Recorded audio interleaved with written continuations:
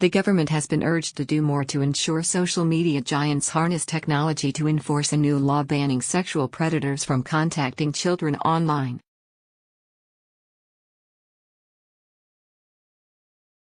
A total of 1,316 cases were recorded in England and Wales in 6 months after the offence of sexual communication with a child was introduced in April last year.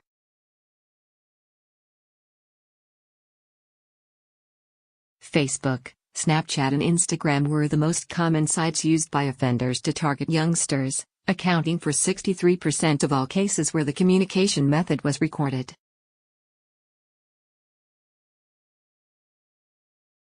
Before the law was introduced, police could not intervene until groomers tried to meet their victims face to face.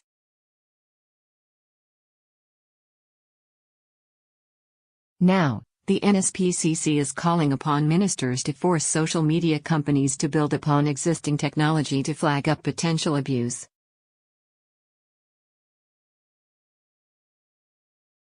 The charity argues that algorithms are already used by social networks to tailor adverts to users and detect illegal content, and that an existing voluntary code of practice does not go far enough.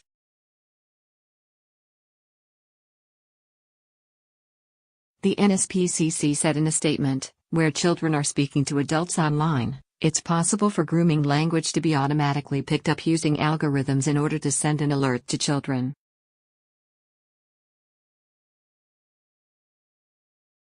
It said that such an alert would allow children to think twice about continuing the conversation and offer them support if needed.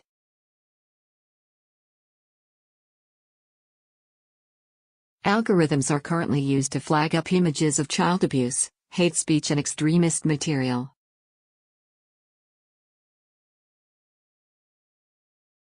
In the first 6 months of the new legislation, girls aged between 12 and 15 were the most likely to be targeted by predators, although the youngest victims were just 7 years old.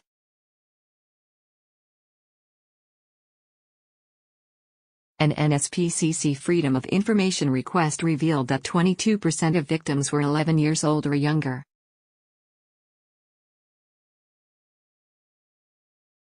The charity also found that 31% of complaints were regarding messages sent via Facebook and 18% concerned messages sent on Snapchat.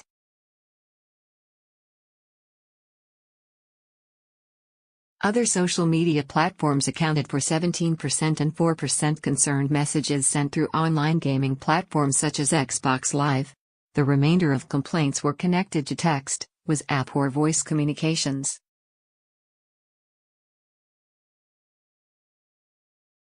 Tony Stower, the NSPCC's head of child safety online, said, "Despite the staggering number of grooming offenses in just 6 months, government and social networks are not properly working together and using all the tools available to stop this crime from happening."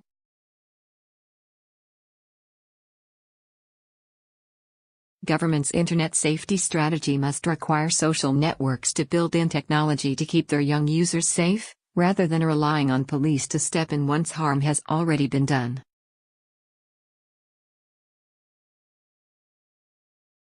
If government makes a code for social networks that is entirely optional and includes no requirement for platforms to tackle grooming, this is a massive missed opportunity and children will continue to be put at risk.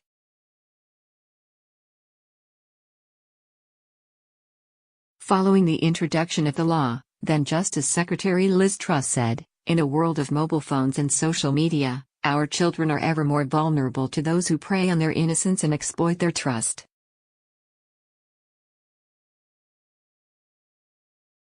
The best way of protecting our young people from the evils of child abuse is to stop it happening in the first place.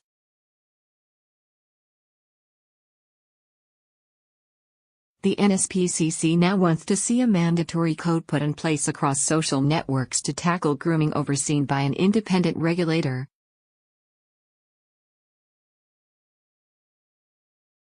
It said social networks must face consequences if they fail to adhere to the code and must regularly publish data on reports of grooming, their response times and the action taken.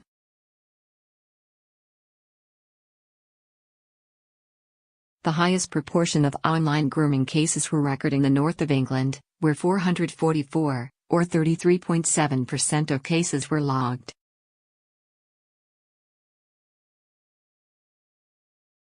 This was followed by the Southeast, where 208 cases were reported.